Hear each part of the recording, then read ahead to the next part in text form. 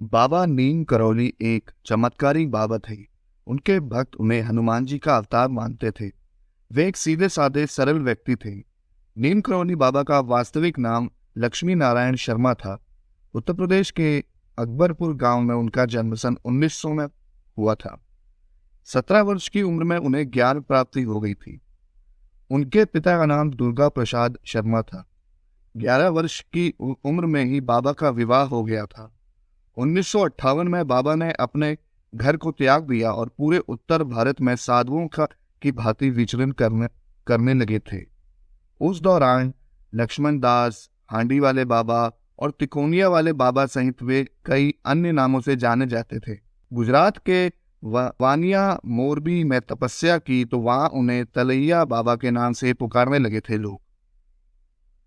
नैनीताल में स्थित कैंची धाम में हनुमान जी का मंदिर है, जिसकी स्थापना बाबा नीम करौली ने की थी।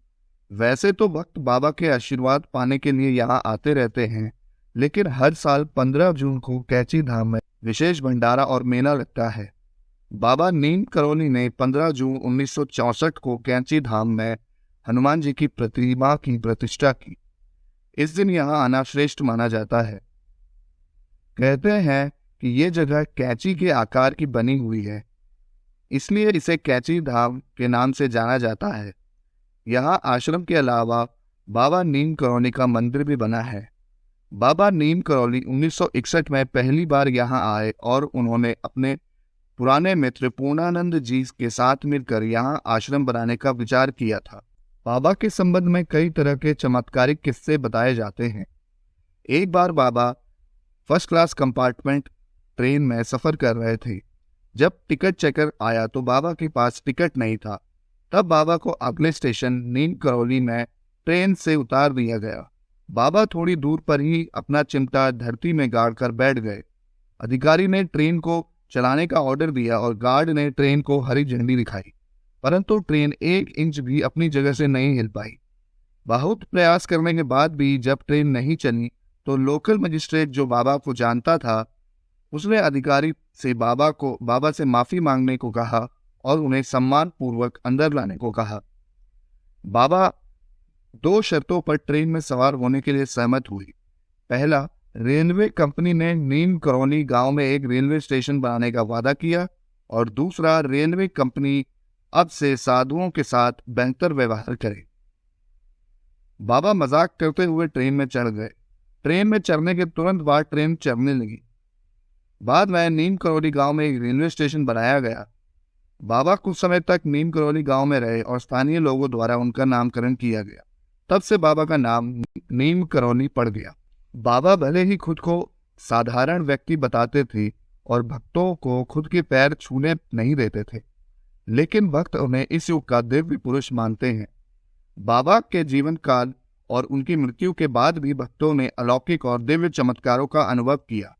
बाबा के इन चमत्कारों के किस्से को जान आप भी हैरान रह जाएंगे।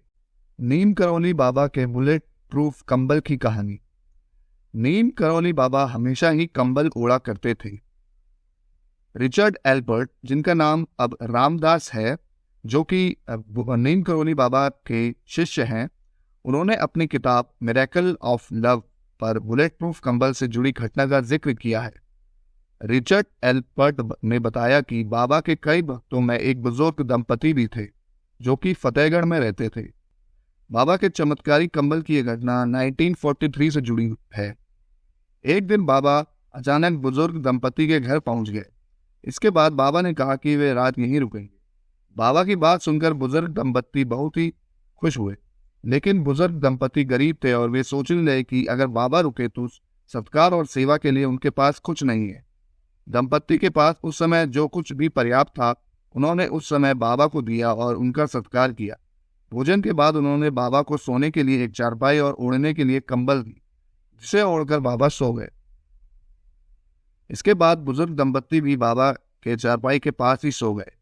बाबा कंबल ओढ़कर सो रहे थे और ऐसे करा रहे थे जैसे उन्हें कोई मार रहा है। दंपति सोचने लगे कि बाबा को आखिर क्या हो गया। जैसे तैसे रात बीती और सुबह हो गई।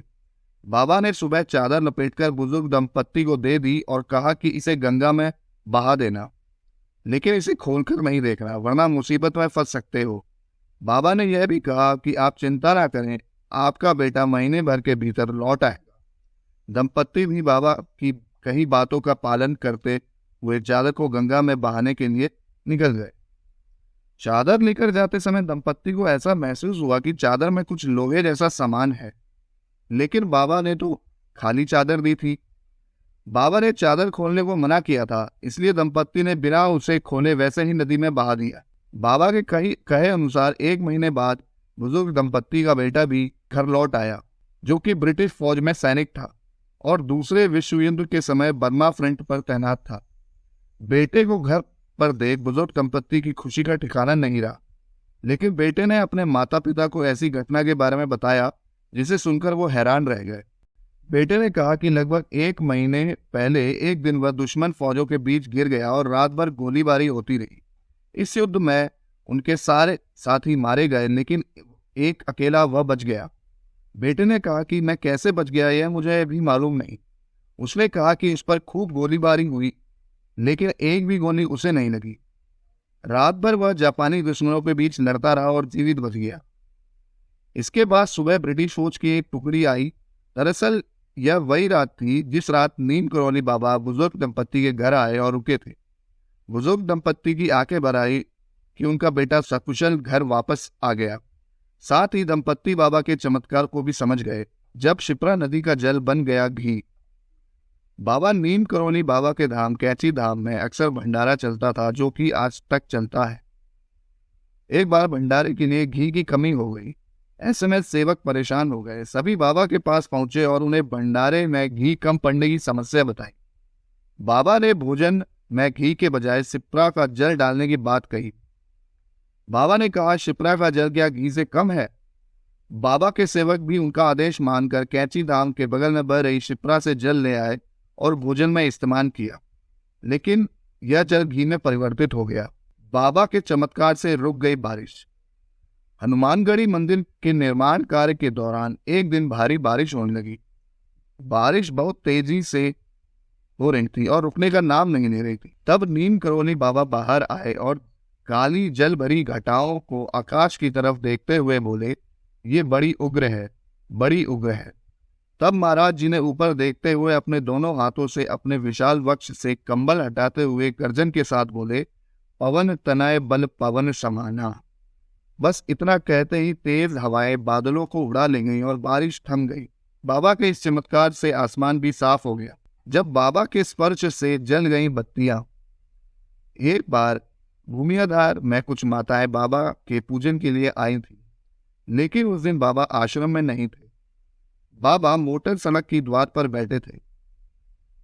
तब सभी माताएं बाबा के पूजन और दर्शन के लिए वहां जाने का विचार करने लगी, लेकिन बाबा ने दूर से ही उन्हें हाथ हिलाकर लौट जाने का संकेत दिया। बाबा जी के पास गुरुदत्त शर्मा भी बैठे थे।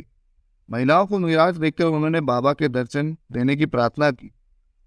उनके कहने पर बाबा मान गए। उन्होंने माताओं को अनुमति दे दी और उन्हें जल्दी पूजा करके जाने को कहा। महिलाएं पूजा करने लगी, लेकिन आरती के लिए वे माचिस लाना भूल गई। माताओं ने बाबा के पास बैठे गुरुदत्त शर्मा को समस्या बताई, लेकिन वे उनकी सहायता करने में असमर्थ थे। तब बाबा ने रुई से सनी बत्तियों को हाथ में लिया और ठुलिमा ठुलिमा कहते हुए हाथ घुमाने लगे। एकदम से बत्तियां जल उठी। सभी यह दृश्य देखकर हैरान रह गए।